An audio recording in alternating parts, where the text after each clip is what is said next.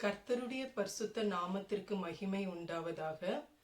இந்த நாளிலும் கூட நாம் அப்போஸ்தலர் 13ஆம் அதிகாரம் 22ஆம் வசனத்திலிருந்து நாம் தியானிக்க போகிறோம். போன வேத தியானிப்பிலே பவுல் அவர் பிசித்தியா நாட்டில் உள்ள அந்தியோகியா அப்படிங்கிற பட்டணத்துல உள்ள சபையில ஓய்வு நாளிலே அவர் ஜனங்களுக்கு பேசின காரியங்களை, ஒரு சில காரியங்களை நாம் தியானிச்சோம். அதன் தொடர்ச்சியாக இந்த வேத வசனங்களை நாம் தியானிக்க போகிறோம். நாம் ஜெபித்து தியானிப்போம். அன்புள்ள இயேசப்பா, இந்த நேரத்திற்காக உம்மை ஸ்தோத்திரிக்கிறோம், உம்மை துதிக்கிறோம். நல்லவரே, உமக்கு நாங்கள் நன்றி செலுத்துகிறோம். ஆண்டவரே, உங்க பரிசுத்த ஆவியானவர் எங்களுக்கு உம்முடைய வேத வசனங்களை கற்றுக் கொடுக்கும்படியாய் ஜெபிக்கிறோம். கற்றுக்கொள்கிற ஒரு இருதயத்தை எங்களுக்கு தாரும். இயேசு கிறிஸ்துவின் நாமத்தில் ஜெபிக்கிறோம் நல்ல பிதாவே, ஆமீன். 22ஆம் வசனம். பின்பு அவர் அவனை தள்ளி தாவீதை அவர்களுக்கு ராஜாவாக ஏற்படுத்தி, ஈசாயின் குமாரனாகிய தாவீதை என் இருதயத்துக்கு ஏற்றவனாக கண்டேன், எனக்கு சித்தமானவைகளை எல்லாம் அவன் செய்வான் என்று அவனை குறித்து சாட்சியும் கொடுத்தார். அவனுடைய சந்ததியிலே தேவன் தமது வாக்குத்தத்தத்தின்படியே இஸ்ரவேலுக்கு இரட்சகராக இயேசுவை எழும்ப பண்ணினார். இங்கு பவுல் என்ன பேசுகிறார் அப்படின்னா, இஸ்ரவேல் ஜனங்களை வழிநடத்தும்படியாய் சவுலை ராஜாவாக தேவன் ஏற்படுத்தினார். அவர் 40 வருஷ காலமாய் ஜனங்களை வழி நடத்தினார். அதற்கு பின்பாக அவருடைய கீழ்ப்படியாமையின் நிமித்தம் தேவன் சவுலை தள்ளி அடுத்ததாக தாவீதை தெரிந்து கொள்ளுகிறார். இப்போ தாவீதை குறித்து கர்த்தர் என்ன சாட்சி கொடுத்தார் அப்படின்னு பார்க்கும் பொழுது, என் இருதயத்துக்கு ஏற்றவனாக கண்டேன், எனக்கு சித்தமானவைகளை எல்லாம் அவன் செய்வான். இது ஒரு நற்சாட்சி, கர்த்தர் தாவீதை குறித்து கொடுத்த சாட்சி. இப்போ தேவன் நம்மை குறித்து எப்படிப்பட்ட சாட்சி கொடுப்பார்? தேவன் தாவீதை ஏன் அவருடைய இருதயத்திற்கு ஏற்றவன் அப்படின்னு சொன்னார் என்பது பதில் இதிலே கொடுக்கப்பட்டிருக்கிறது. என்னன்னா, எனக்கு சித்தமானவைகளை எல்லாம் அவன் செய்வான். பிதாவாகிய தேவனும் இயேசு கிறிஸ்துவை குறித்து அவர் ஞானஸ்நானம் எடுத்த பொழுது ஒரு நற்சாட்சியை பிதாவாகிய தேவன் இயேசு கிறிஸ்துவை கொடுத்து சொல்லுகிறார். இயேசு கிறிஸ்துவும் என்னுடைய சித்தத்தை நான் செய்ய வரல, பிதாவின் சித்தத்தை நான் செய்ய வந்தேன் அப்படின்ட்டு சொல்லுகிறார். அதே போல சவுல், அவர் தேவனுடைய சீஷர்களை கொலை செய்யும்படி, அவர்களை துன்புறுத்தும்படி அவர் கடந்து போய் கொண்டிருந்த பொழுது தேவன் அவரை சந்தித்த பொழுது அவர் கேட்கிறார், ஆண்டவரே, நான் என்ன செய்ய சித்தமாயிருக்கிறேன். அப்போ இந்த காரியம் தேவனுடைய சித்தம் அப்படிங்கிறது அது மிக மிக மிக முக்கியமான ஒரு காரியம். நாம் ஒவ்வொருவருமே தேவனால் ஏன் தேர்ந்தெடுக்கப்பட்டிருக்கிறோம், ஏன் பிரித்தெடுக்கப்பட்டிருக்கிறோம், ஏன் முன்குறிக்கப்பட்டிருக்கிறோம், ஏன் தேவன் நம்மளை அவருக்கென்று தெரிந்து கொண்டார், நம்மளை ஏன் பரிசுத்தப்படுத்தி இருக்கிறார் அப்படின்னு பார்க்கும் பொழுது தேவனுடைய சித்தத்தை நாம் செய்யும்படியாக. ஹல்லேலூயா. இப்போ ஒவ்வொரு நாளும் தேவ சமூகத்திலே, ஆண்டவரே, என்னுடைய சித்தம் அல்ல, உம்முடைய சித்தம் இன்னதென்று அறிந்து நான் செயல்பட என்னை முழுமையாய் அர்ப்பணிக்கிறேன் அப்படின்னு நம்மை நாமே ஒப்பு கொடுக்கும் பொழுது, கர்த்தர் சொல்லுகிற காரியங்களை நாம் செய்யும் பொழுது தேவன் நம்மை குறித்தும் இப்படிப்பட்ட ஒரு நற்சாட்சியை நிச்சயமாக கொடுப்பார். ஹல்லேலூயா. அடுத்ததாக நம்ம பார்த்தோம் அப்படின்னா, இந்த தாவீதின் சந்ததியில் இருந்துதான் இயேசு கிறிஸ்து இரட்சகராக வந்தார். அடுத்ததாக நம்ம பார்த்தோம்னா 24ஆம் வசனம். இவர் வெளிப்படுவதற்கு முன்னே மனம் திரும்புதலுக்கு ஏற்ற ஞானஸ்நானத்தை குறித்து யோவான் இஸ்ரவேலர் யாவருக்கும் பிரசங்கித்தான். யோவான் தன் பணிவிடை ஓட்டத்தை நிறைவேற்றுகிற போது, நீங்கள் என்னை யார் என்று நினைக்கிறீர்கள்? நான் அவர் அல்ல, இதோ எனக்கு பின் ஒருவர் வருகிறார், அவருடைய பாதரட்சையை அவிழ்க்கிறதற்கும் நான் பாத்திரன் அல்ல என்றான். அடுத்ததாக பவுல் அங்கு இருந்த தேவாலயத்தில் இருந்தவர்களுக்கு யாரை குறித்து சொல்லுகிறார் அப்படின்னா, யோவான் ஸ்நானகனை குறித்து சொல்லுகிறார். அப்போ இதுல முக்கியமாய் நாம் கவனிக்க வேண்டிய ஒரு காரியம் என்னன்னா, தண்ணீர் ஞான ஸ்நானம். அப்போ இந்த தண்ணீர் ஞான ஸ்நானம் அது எதை குறிக்கிறது அப்படின்னு பார்க்கும் பொழுது, மனம் திரும்புதல். நாம் பாவ வாழ்க்கையை விட்டு, இந்த உலக காரியங்களை விட்டு, தேவன் விரும்பாத காரியங்கள், மாம்சத்தின் காரியங்கள், தேவன் எதிர்க்கிற காரியங்கள் எல்லாவற்றையும் விட்டு நான் மனம் திரும்புகிறேன். அந்த வாழ்க்கையை விட்டு, அந்த பழைய வாழ்க்கையை விட்டு நான் தேவன் விரும்புகிற ஒரு வாழ்க்கையை வாழ என்னை ஒப்பு கொடுக்கிறேன் அப்படின்னு நம்மளுடைய மனதில் நாம் பரிசுத்த ஆவியானவருடைய உதவியோடு எடுக்கும் தீர்மானம், நாம் எடுக்கிற அந்த அர்ப்பணிக்கிற காரியம், அதன் அடையாளம்தான் தண்ணீர் ஞான ஸ்நானம். இதை குறித்து இதைதான் யோவான் ஸ்நானகன் அறிவித்தார். அதே போல யோவானை குறித்து அவங்க கேட்ட பொழுது, அவர் யார் அப்படின்னு கேட்ட பொழுது, அவர் என்ன சொல்றாருன்னா, நான் கிறிஸ்து அல்ல, நான் அவருடைய பாதரட்சையை அவிழ்க்கிறதற்கும் நான் பாத்திரன் அல்ல. அப்போ எவ்வளோ ஒரு தாழ்மையான ஒரு வாக்கியம் இல்லையா? இயேசு கிறிஸ்துவுக்கு முன்பாக அனுப்பப்பட்ட, அவருக்கு வழியை ஆயத்த பண்ணும்படியாய் அனுப்பப்பட்ட யோவான் ஸ்நானகன் தன்னை குறித்து கொடுக்கிற சொல்லுகிற ஒரு காரியம். அப்போ நம்ம வாழ்க்கையில கூட கர்த்தர் என்ன சொல்றாருன்னா, நான் அப்பிரோஜனமான ஊழியக்காரன், என்னுடைய கடமையை மட்டுமே நான் செய்தேன் என்று சொல்லுங்கள். அதாவது தேவன் நமக்கு சொல்லுகிற காரியங்களை நாம் செய்து முடித்ததுக்கு அப்புறம் நம்ம என்ன சொல்லணுமா, நான் அப்பிரோஜனமான ஊழியக்காரன், என் கடமையை மட்டுமே செய்தேன். இப்போ இதுல நம்ம கற்றுக்கொள்ள வேண்டிய ஒரு முக்கியமான ஒரு பாடம் இருக்கிறது. என்னன்னா, தேவன் நம்மளை தெரிந்தெடுக்கும் பொழுது நமக்கென்று ஒரு பாதையை நியமித்திருக்கிறார் ஒவ்வொருவருக்கும். யோவான் ஸ்நானகனுடைய வாழ்க்கையிலே மனம் திரும்புதலுக்கு ஏற்ற அந்த தண்ணீர் ஞான ஸ்நானத்தை குறித்து அவர் ஜனங்களுக்கு போதித்தார், அதை செய்தார், ஞான ஸ்நானம் கொடுத்தார். இயேசு கிறிஸ்துவுக்கும் அவர் தான் ஞான ஸ்நானம் கொடுத்தார். இயேசு கிறிஸ்துவுக்கு வழியை ஆயத்தப்படுத்தும்படியாதான் யோவான் ஸ்நானகன் இந்த உலகத்திற்கு வந்தார். அப்போ அவருக்கு கொடுக்கப்பட்ட வேலை, அது கர்த்தரால் கொடுக்கப்பட்ட வேலை. அப்ப நம்ம வாழ்க்கையிலேயும் ஒவ்வொருவருக்கும் தேவன் ஒரு சித்தத்தையும் ஒரு திட்டத்தையும் ஒரு காரியத்தையும் அவர் நியமித்திருக்கிறார். அப்போ அந்த காரியத்தை நாம் செய்யும் பொழுது, ஒவ்வொரு நாளும் அவர் நியமித்த காரியத்தை நாம் செய்து முடித்து விட்டு, நம்ம நற்காரியங்கள் நற்கிரியைகள் ஒருத்தருக்கு செய்ய சொல்லலாம். அப்போ அந்த காரியம் ஒருத்தவங்களுக்காக ஜெபிக்க சொல்லலாம், ஒருத்தவங்களுக்காக பணிவிடை செய்ய சொல்லலாம். எதுவா இருந்தாலும் நாம் அதை செய்து முடித்துட்டு கர்த்தர் என்ன எதிர்பார்க்கிறார் அப்படின்னா, நான் அப்பிரோஜனமான ஊழியக்காரன், என் கடமையை மட்டும் நான் செய்தேன். அப்போ அது தாழ்மையை குறிக்கிறது. தேவன் அப்படிப்பட்ட ஒரு தாழ்மை, சகல துதியும் கனமும் மகிமையும் கர்த்தர் ஒருவருக்கே உரியது. அவர் கொடுக்கிற பலன், அவர் கொடுக்கிற ஞானம், அவர் கொடுக்கிற கிருபைகள், அவர் கொடுக்கிற அறிவு, அவர் கொடுக்கிற தயவு, அது நிமித்தம்தான் நாம் ஒவ்வொரு காரியத்தையும் செய்ய முடிகிறது என்பதை நாம் நன்றாக அறிந்து கொள்ள வேண்டும். ஒரு நாளும் நாம் சுய மகிமையையோ சுய புகழ்ச்சியையோ விரும்புகிறவர்களாக நாம் இருக்கக்கூடாது. அடுத்ததாக 26ஆம் வசனத்திலே, சகோதரரே, ஆபிரகாமின் சந்ததியில் பிறந்தவர்களே, தேவனுக்கு பயந்து நடக்கிறவர்களே, இந்த இரட்சிப்பின் வசனம் உங்களுக்கு அனுப்பப்பட்டிருக்கிறது.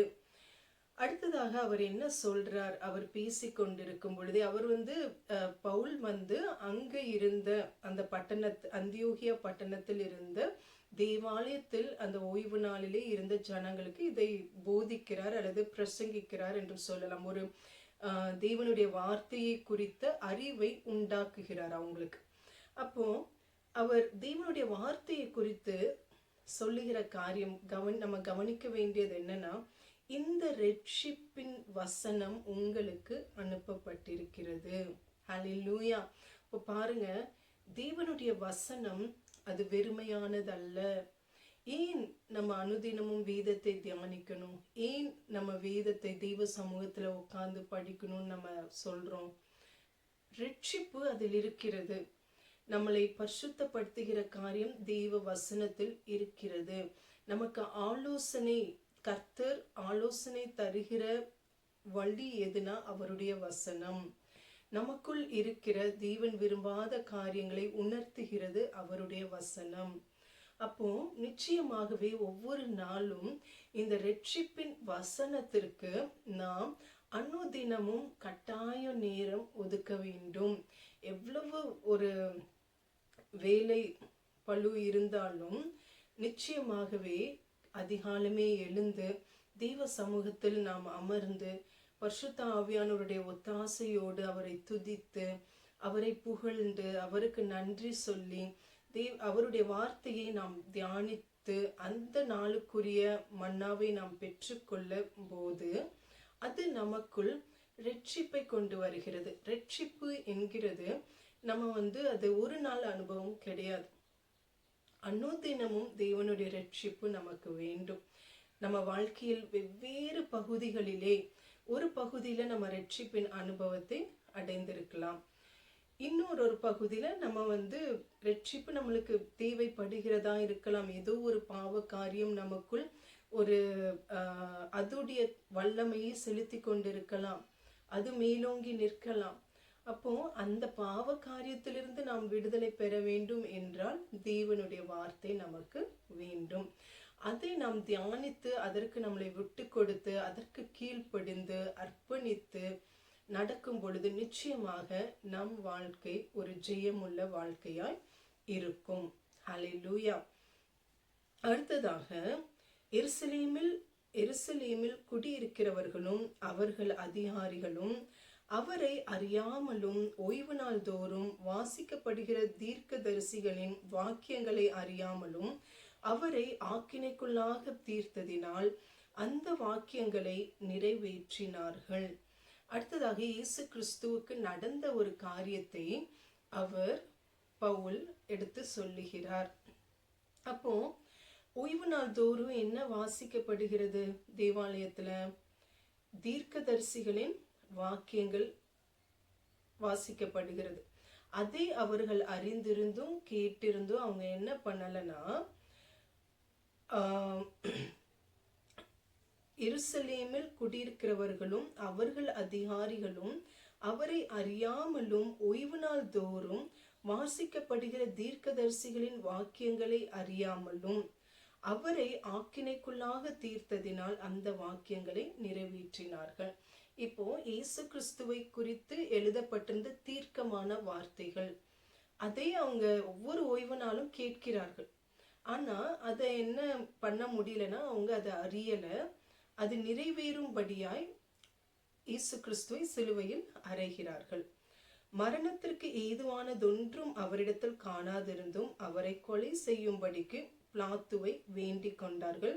அவரை குறித்து எழுதியிருக்கிறவைகள் யாவையும் அவர்கள் நிறைவேற்றின பின்பு அவரை மரத்திலிருந்து இறக்கி கல்லறையிலே வைத்தார்கள். தேவனோ அவரை மரித்தோரிலிருந்து எழுப்பினார். பாருங்க, தேவனுடைய வார்த்தை, தேவனுடைய தீர்க்கமான காரியங்கள் இயேசு கிறிஸ்துவின் வாழ்க்கையில் நிறைவேறும்படியா இந்த காரியம் நடைபெறுகிறது. இங்க நம்ம கவனிக்க வேண்டியது, அவங்க அதை அறியல என்று எழுதப்பட்டிருக்கிறது. அறியல. அப்போ தேவனுடைய வார்த்தைகளை அவங்க அறிகிற ஒரு கிருபை அவங்களுக்குள் இல்லை.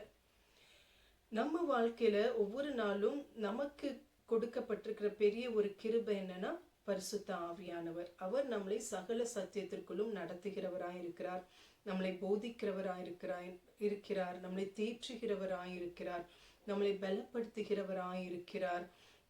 நமக்குள் இருக்கிற நாம் மாற்ற வேண்டிய காரியங்களை நமக்குள் உணர்வை கொடுத்து அதிலே ஒரு ஜெயத்தை நம்ம வாழ்க்கையிலே எடுப்பதற்கு உதவி செய்கிறவராய் இருக்கிறார்.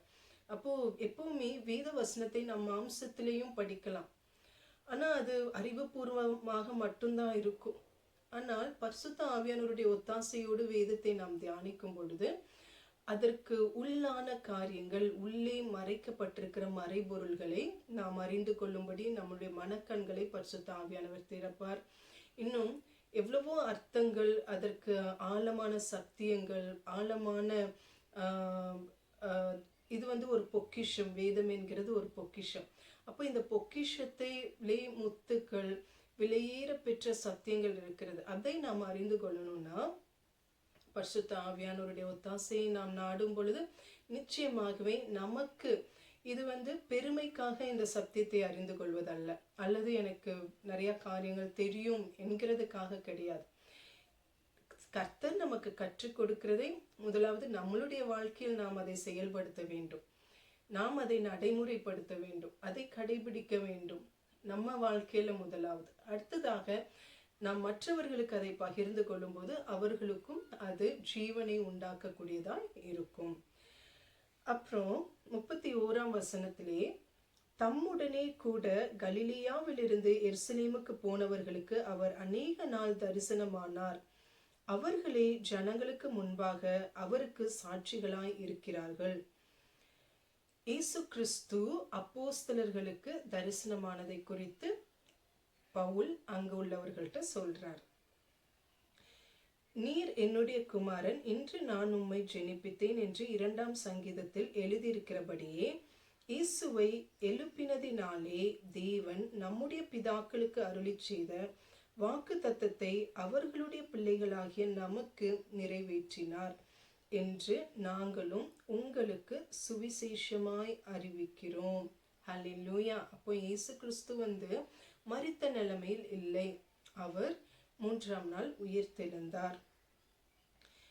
அவங்க பிதாக்களுக்கு கர்த்தர் கொடுத்த வாக்கு தத்தத்தை யாருடைய நாட்களில் நிறைவேற்றுகிறார் அப்படின்னு பார்க்கும்போது பிள்ளைகளுடைய வாழ்க்கையிலே அவர் நிறைவேற்றுகிறார். அதை தான் இப்போ இயேசு கிறிஸ்துவின் நிமித்தமாய் ரட்சிப்பு உண்டு அப்படிங்கிறத சுவிசேஷமாய் பவுல் ஜனங்களுக்கு அறிவிக்கிறார் என்கிறத சொல்லுகிறார். அடுத்ததாக பார்த்தோம்னா, இனி அவர் அழிவுக்குட்படாதபடிக்கு அவரை மரித்தோரிலிருந்து எழுப்பினார் என்பதை குறித்து தாவீதுக்கு அருளின நிச்சயமான கிருபைகளை உங்களுக்கு கட்டளையிடுவேன் என்று திருவுளம் பற்றினார். அன்றியும் உம்முடைய பரிசுத்தர் அழிவை காண ஒட்டீர் என்று வேறொரு சங்கீதத்தில் சொல்லி இருக்கிறது. தாவீது தன் காலத்திலே தேவனுடைய சித்தத்தின்படி அவருக்கு ஊழியம் செய்த பின்பு நித்திரை அடைந்து தன் பிதாக்களிடத்தில் சேர்க்கப்பட்டு அழிவை கண்டான். தேவனால் எழுப்பப்பட்டவரோ அழிவை காணவில்லை. இங்கு தாவீதை குறித்து சொல்லுகிறார். தாவீது தேவனுடைய சித்தத்தை செய்து முடித்ததுக்கு அப்புறம் அவர் என்ன பண்ணார்? மரித்து போனார். அவர் திரும்ப உயிர் தெழல. ஆனா இயேசு கிறிஸ்து அவர் மரித்ததுக்கு அப்புறம் அவர் அழிவை காணல, தேவனால் அவர் எழுப்பப்பட்டார் அப்படிங்கறது சொல்றார். அடுத்ததாக, ஆதலால் சகோதரரே, இவர் மூலமாய் உங்களுக்கு பாவ மன்னிப்பு உண்டாகும் என்று அறிவிக்கப்படுகிறதென்றும் மோசேயின் நியாய பிரமாணத்தினாலே நீங்கள் எவைகளினின்று விடுதலையாகி நீதிமான்கள் ஆக்கப்படக்கூடாதிருந்ததோ விசுவாசிக்கிறவன் எவனும் அவைகளினின்று இவராலே விடுதலையாகி நீதிமான் ஆக்கப்படுகிறான் என்றும் உங்களுக்கு தெரிந்திருக்க கடவது. ஹல்லேலூயா. இங்க அவர் முக்கியமான ஒரு காரியத்தை அங்க இருந்தவர்கள்ட்ட சொல்றார். என்னன்னா, அப்போ அந்த காலகட்டத்துல அவங்க மோசேயின் மூலமாய் தேவன் கொடுத்த நியாய பிரமாணத்தை தான் அவங்க கடைபிடித்து கொண்டு அதை முக்கியமாய் பின்பற்றினார்கள். இப்போ அவர் என்ன சொல்றாருன்னா, அது நம்மளை என்ன பண்ண முடியல அப்படின்னா நீதிமான் ஆக்க முடியல. அதனால இயேசு கிறிஸ்துவை விசுவாசிக்கிறவன் எவனும் அந்த கட்டளைகள்ல இருந்து, நியாய பிரமாணத்திலிருந்து என்ன ஆகுறாங்களா? விடுதலையாகி நீதிமான் ஆக்கப்படுகிறான். ஹல்லேலூயா. அப்போ நம்ம வாழ்க்கையில நம்மளுடைய சுய செயல்கள்னாலேயோ, நம்ம இப்போ சபைக்கு போறதுனாலயோ, அது எல்லாமே அவசியம். கர்த்தருடைய வார்த்தைகளை கீழ்ப்படுகிறது 100க்கு 100 அவசியம். பரிசுத்தமான ஒரு வாழ்க்கை என்பது 100க்கு 100 அவசியம். கர்த்தரை தேடுவது, இணைந்து ஜெபிப்பது, வேதத்தை தியானிப்பது எல்லாமே 100க்கு 100 அவசியம். ஆனால் இங்க நாம் கவனிக்க வேண்டியது என்னன்னா, நம்மளுடைய செயல்கள் நம்மளை ரட்சிக்க முடியாது. ஹல்லேலூயா. அது ரட்சிக்க முடியாது. நிச்சயமாய் கர்த்தரை இயேசு கிறிஸ்துவை நாம் விசுவாசித்து அவருடைய இரத்தத்தினால் நான் பரிசுத்தமாக்கப்படுகிறேன், அவர் எனக்கு வேண்டிய கிருபைகளை தருகிறவர், அவருடைய பெலன், அவருடைய ஞானம், அவருடைய வல்லமை தான் என்னை முன்னோக்கி செல்ல வைக்கிறது என்கிறதை நாம் இருதயத்தின் ஆழத்தில் நாம் அறிந்து கொள்ள வேண்டும். ஹல்லேலூயா.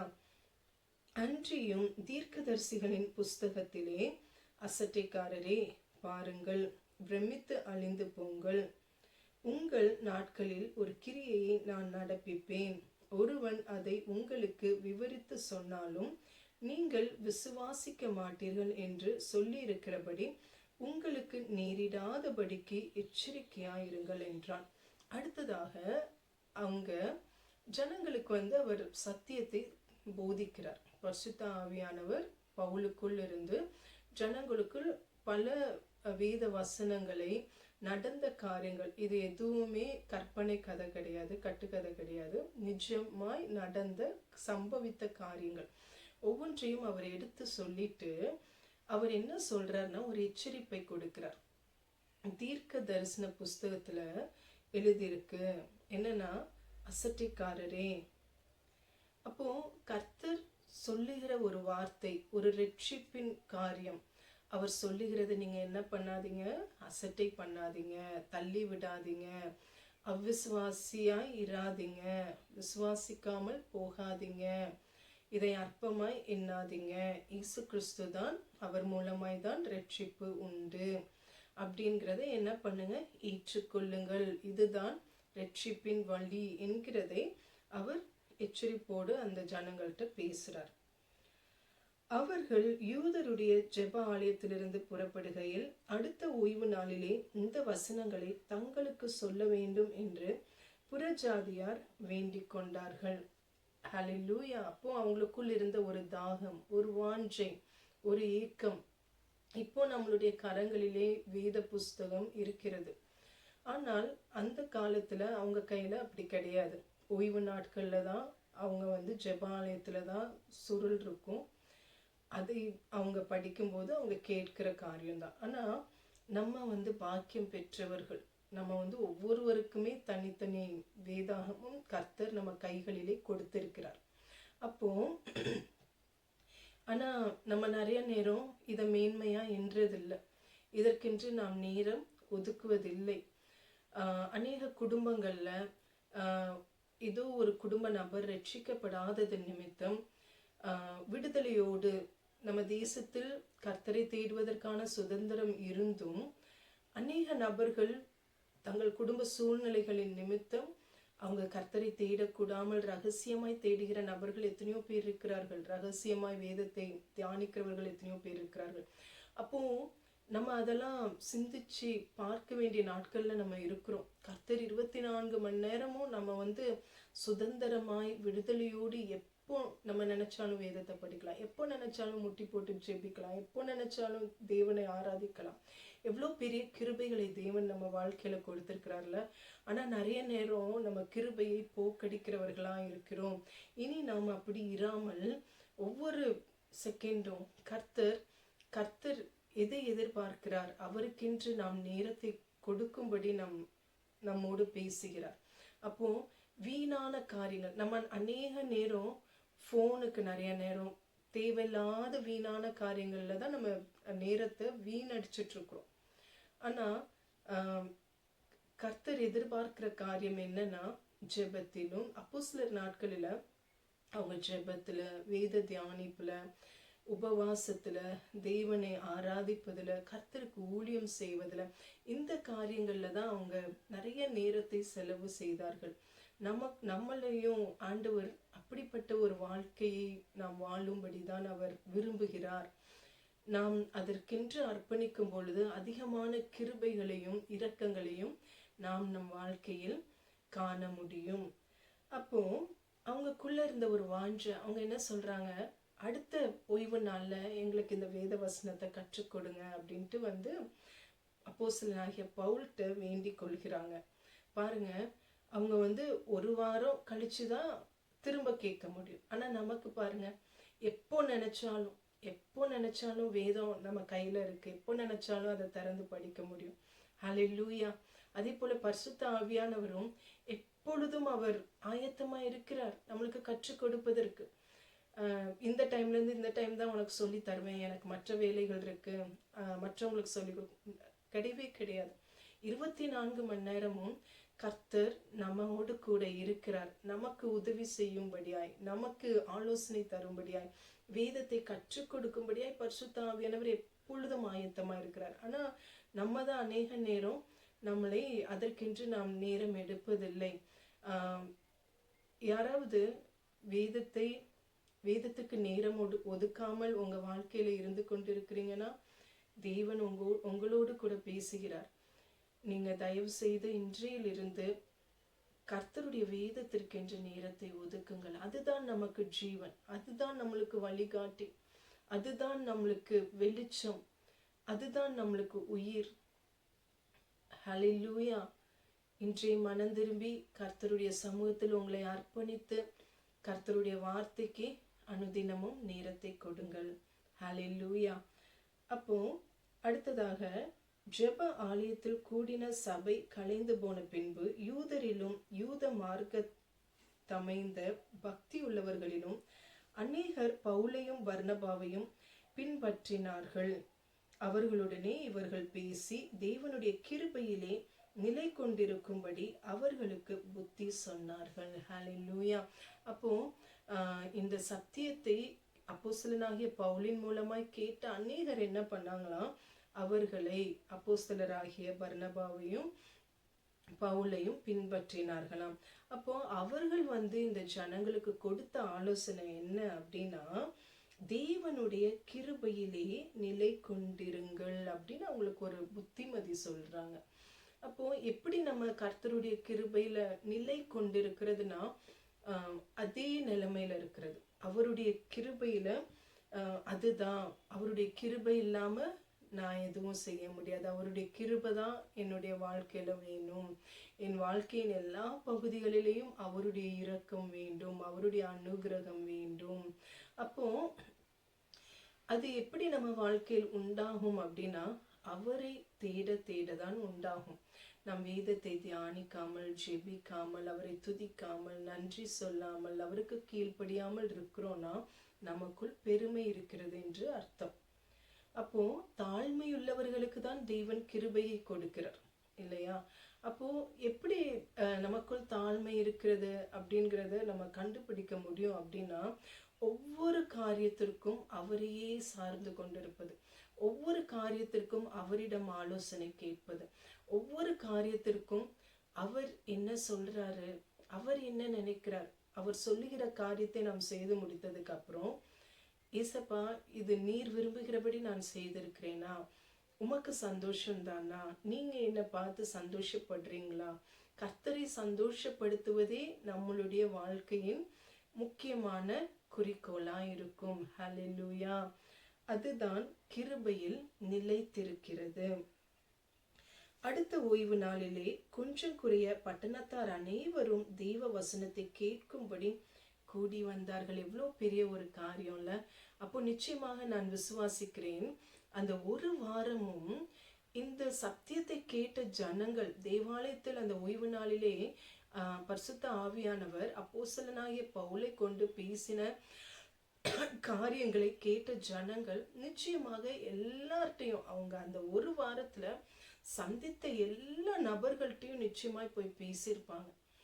இப்படி நம்ம தேவாலயத்துக்கு அப்போஸ்தலனாகிய பவுலும் பர்னபாவும் வந்திருக்காங்க, அவங்க சத்தியத்தை எடுத்து சொன்னாங்க, தாவீதை குறித்து பேசினாங்க, யோவான் ஸ்நானகனை குறித்து பேசினாங்க, இயேசு கிறிஸ்துவினால் தான் ரட்சிப்பு வரும் என்று பேசினாங்க, நம்ம மோசே கொடுத்த நியாயப்பிரமாணத்தினால் நாம் நீதிமானாக்கப்படுறதில்லை, அது நம்மளை ரட்சிப்புக்குள்ளாக கொண்டு செல்வதில்லை.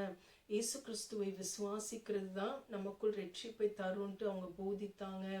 அப்படிங்கிறத அவங்க ஏற்றுக்கொண்டு அதை மற்றவர்களிடம் போய் சொன்னது நிமித்தம் தான் அந்த பட்டணத்துல 95% அல்லது 99% நபர்கள் எங்க வந்துட்டாங்களாம், அனைவரும் தேவ வசனத்தை கேட்கும்படி. அப்போ அந்த ஜனங்களுக்குள் ஒரு தாகம், ஒரு வாஞ்சை.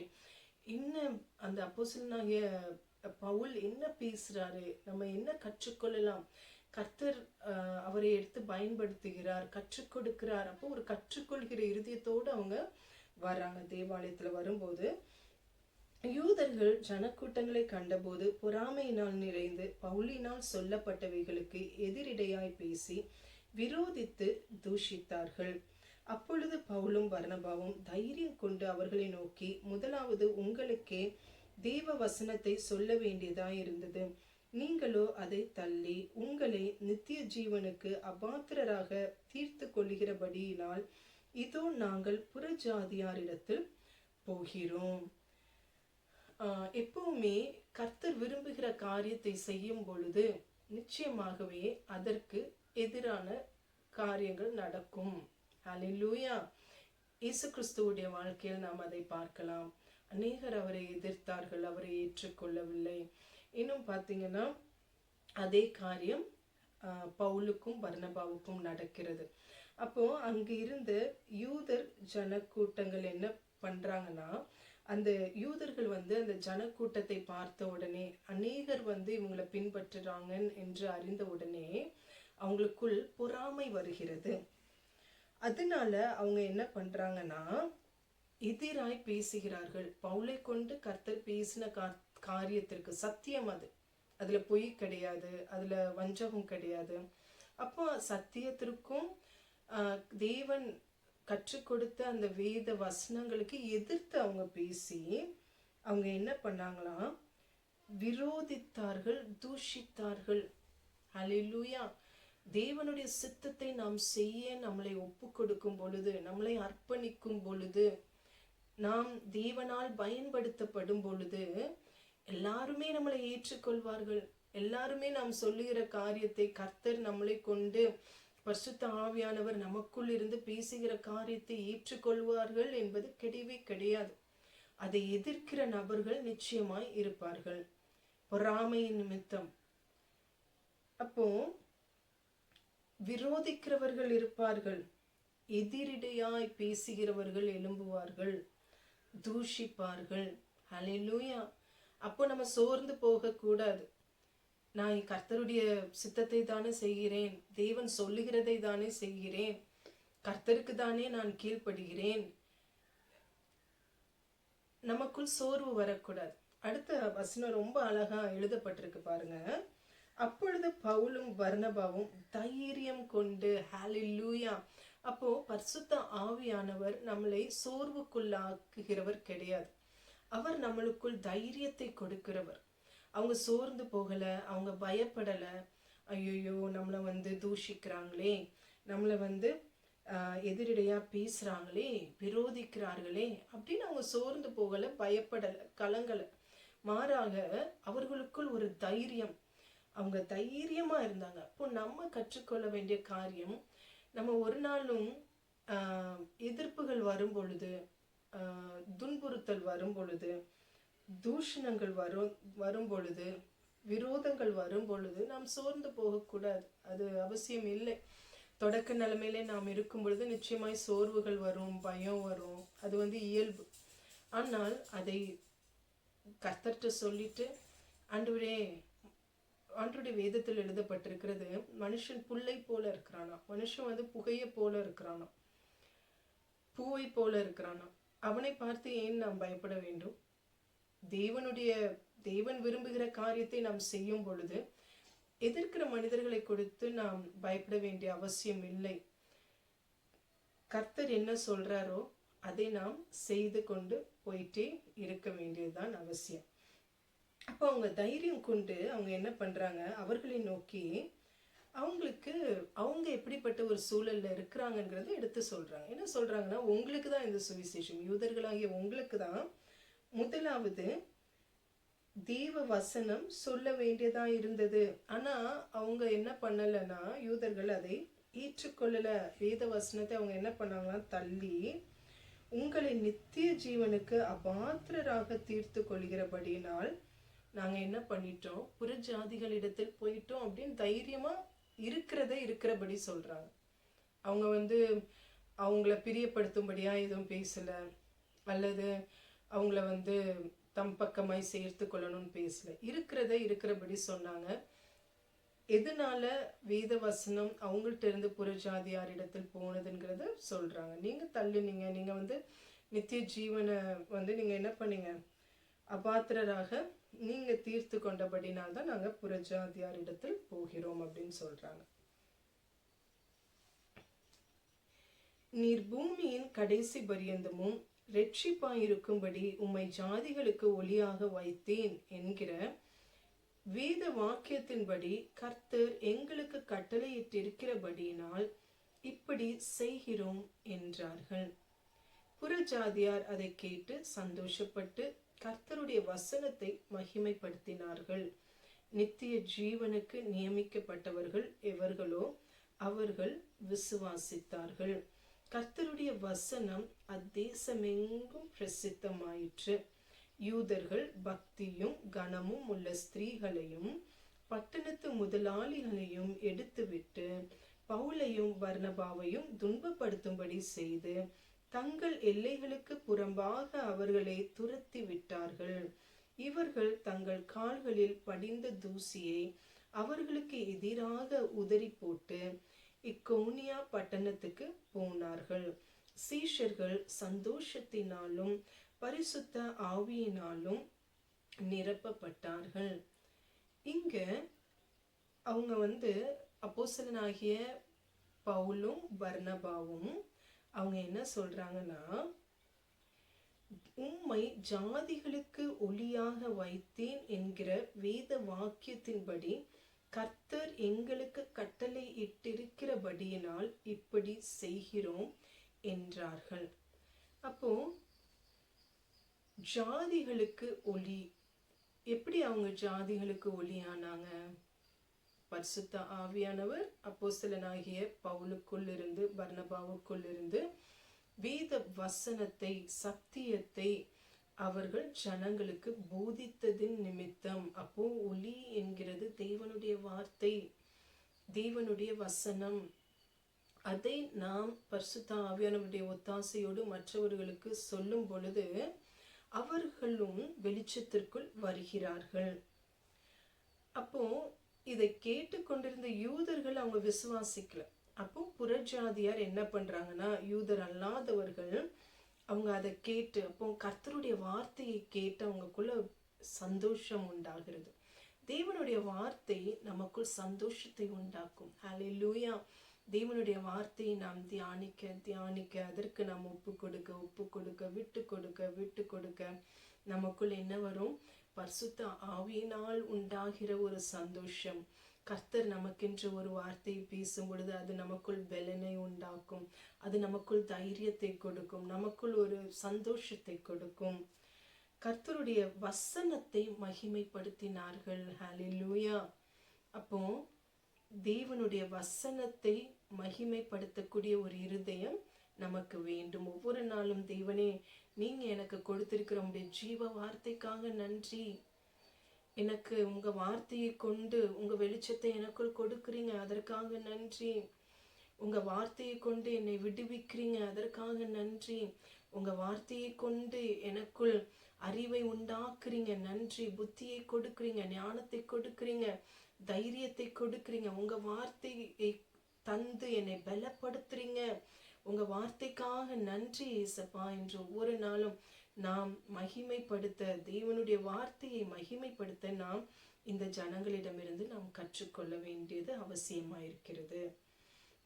முக்கியமான காரியம், நித்திய ஜீவனுக்கு நியமிக்கப்பட்டவர்கள் எவர்களோ அவர்கள் விசுவாசித்தார்கள். அப்போ கர்த்தர் சொல்லுகிற காரியத்தை நாம் செய்யும் பொழுது அந்த கூட்டத்துல அந்த நபர் நித்திய ஜீவனுக்கென்று அவங்க நியமிக்கப்பட்டிருக்கிறாங்க அப்படின்னா நிச்சயமாய் தேவனுடைய வார்த்தையை அவர்கள் விசுவாசிப்பார்கள்.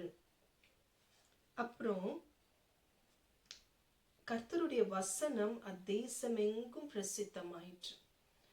அப்போ இது எப்படி நடக்கும்? நம்ம ஒருத்தரோடு ஒருத்தர் தேவனுடைய வார்த்தையை பேசும் பொழுது, அப்போ நம்ம பரிசுத்த ஆவியானவர் நமக்கு ஒரு உந்துதலை கொடுக்கும் பொழுது, ஒரு உணர்வை கொடுக்கும் பொழுது, நீ இவங்கள்ட்ட இந்த நபர்கிட்ட நீ என்னுடைய வார்த்தையை பேசு, இந்த நபர்கிட்ட என்னை குறித்து பேசு அப்படின்னு சொல்லும்போது நம்ம நிச்சயமா தயங்கக்கூடாது, பேசாமல் இருக்கக்கூடாது. ஆவியானவருடைய ஒத்தாசையோடு தேவன் விரும்புகிறதை நாம் பேசும் பொழுது நிச்சயமாய் என்ன ஆகும் அப்படின்னா பிரசித்தமாகும். தேவனுடைய வசனம் பிரசித்தமாகும் அவருடைய சித்தத்தின்படி. அதே மாதிரி அடுத்ததாக இந்த யூதர்கள் பொறாமை நிமித்தம் பகைத்தவர்கள் அவங்க சும்மா இருக்கல. அவங்க என்ன பண்ணாங்களா, அந்த பட்டணத்துல பக்தியும் கனமும் உள்ள ஸ்திரீகளையும் பட்டணத்து முதலாளிகளையும் அவங்கள என்ன பண்றாங்கன்னா அப்போஸ்தலனாகிய பர்னபாவுக்கும் பவுலுக்கும் எதிராய் அவங்க ஏவி விடுறாங்க. அது நிமித்தம் என்ன பண்ணாங்கன்னா பவுலையும் பர்னபாவையும் துன்பப்படுத்தும்படி செய்து என்ன பண்ணிட்டாங்கன்னா அவர்கள் எல்லைகளுக்கு புறம்பாக அவர்களை துரத்தி விட்டார்களாம். எவ்வளவு ஒரு துக்கமான ஒரு காரியம்ல. கர்த்தரால் பயன்படுத்தப்பட்ட பாத்திரங்கள் அப்போஸ்தலர்கள் அவங்கள என்ன பண்றாங்களா, அவங்கள துக்கப்படுத்துறாங்க, துன்பப்படுத்துறாங்க, அவங்கள துரத்தி விடுகிறார்கள். அப்போ இவங்க என்ன பண்ணாங்கன்னா தங்கள் கால்களில் படிந்த தூசியை அவர்களுக்கு எதிராக உதறி போட்டு அவங்க இக்கோனியா பட்டணத்துக்கு போனாங்க. இயேசு கிறிஸ்து அதை தான் சொன்னார். நீங்க போற இடத்துல உங்களை ஏற்றுக்கொள்ளலையா, உங்க கால்கள்ல இருக்கிற தூசியை நீங்க என்ன பண்ணுங்க, உதறி விட்டு வேற இடத்துக்கு போங்க அப்படின்னு தான் சொன்னார். அதற்கு கீழ்ப்படிந்து அவங்க என்ன பண்றாங்க, அதை செய்து இக்கோனியா அப்படிங்கிற பட்டணத்துக்கு போறாங்க. ஆனா இந்த அப்போஸ்தலர்களை கொண்டு அந்த இடத்திலே தேவன் பயன்படுத்தினது நிமித்தம், தேவனுடைய வசனத்தை அவர்கள் போதித்து கற்றுக் கொடுத்தது நிமித்தம் சீஷர்களுக்குள் என்ன நடந்ததுன்னா சந்தோஷத்தினாலும் பரிசுத்த ஆவியினாலும் நிரப்பப்பட்டார்கள். ஹல்லேலூயா. கர்த்தரால் உண்டாகிற ஒரு சந்தோஷம், உலக பிரகாரமான சந்தோஷம் அல்ல, உலகத்தின் ஆசீர்வாதத்தின் நிமித்தம் வருகிற சந்தோஷம் அல்ல, உலக மேன்மை நிமித்தம் வருகிற சந்தோஷம் கிடையாது. ஆனா கர்த்தரின் நிமித்தம் வருகிற சந்தோஷம், கர்த்தருடைய வசனத்தின் நிமித்தம் வருகிற சந்தோஷம். ஹல்லேலூயா. அடுத்ததாக அவங்க பரிசுத்த ஆவியினால் நிரப்பப்பட்டார்கள். அப்போ தேவனுடைய வசனத்தை அவர்கள் ஏற்றுக்கொண்ட பொழுது அவர்களுக்குள்ள என்ன வருதுன்னா பரிசுத்த ஆவியானவரின் நிறைவு வருகிறது. அப்போ எவ்வளவு தூரம் நம்ம தேவனுடைய வார்த்தையை உட்கொள்கிறோமோ, விட்டு கொடுக்கிறோமோ, அர்ப்பணிக்கிறோமோ, கீழ்ப்படுகிறோமோ, தியானிக்கிறோமோ, அவ்வளவு தூரம் பரிசுத்த ஆவியானவருடைய நிறைவு நம்ம வாழ்க்கையில் காணப்படும். நிச்சயமாக இந்த வேத தியானம் உங்கள் ஒவ்வொருவருக்கும் ஆசீர்வாதமாக இருக்க வேண்டும் என்று நான் கர்த்தருக்குள் நான் ஜெபிக்கிறேன். நாம் ஜெபித்து முடிப்போம். அன்புள்ள தேவனே, உங்க பரிசுத்த ஆவியானவர் எங்களுக்கு இந்த வேத வசனங்களை கற்றுக் கொடுத்ததற்காக நன்றி அப்பா. எங்களுடைய வாழ்க்கையிலேயும் ஆண்டவரே உங்க வேத வசனத்தின் மீது ஒரு தாகத்தை கொடுங்க. உங்க வசனத்தை மேன்மைப்படுத்துகிற மகிமைப்படுத்துகிற ஒரு இருதயம் எங்களுக்குள் கொடுங்க ஆண்டவரே. பரிசுத்த ஆவியினால் உங்க வசனத்தினால் உண்டாகிற சந்தோஷம், உங்க பரிசுத்த ஆவியின் நிறைவு எங்கள் வாழ்க்கையிலும் காணப்பட அப்படிப்பட்ட அனுபவங்களுக்குள் எங்களை நடத்தும்படியாய் ஒப்பு கொடுக்கிறோம். துதிக்க மகிமை எல்லாம் நமக்கு ஏறெடுக்கிறோம் அப்பா. இயேசு கிறிஸ்துவின் நாமத்தில் ஜெபிக்கிறோம் நல்ல பிதாவே. ஆமென். Praise the Lord. God bless you.